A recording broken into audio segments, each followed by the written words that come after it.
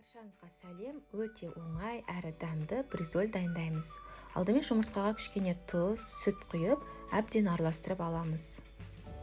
Қызып тұрған табаға май жағып, құймақ пісіреміз. Тек бір бетін ғана.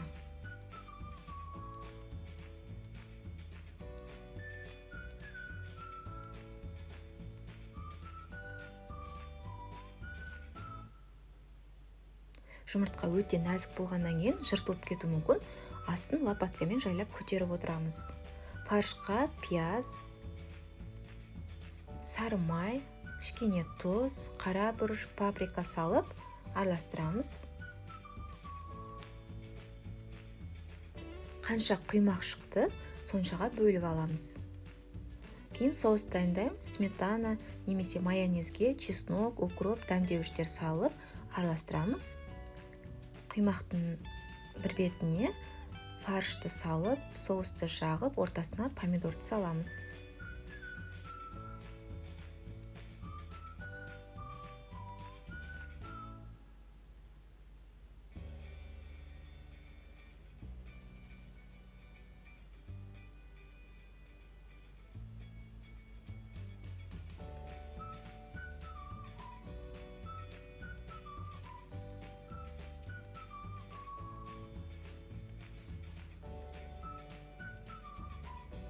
Бетіне сары май жағамыз.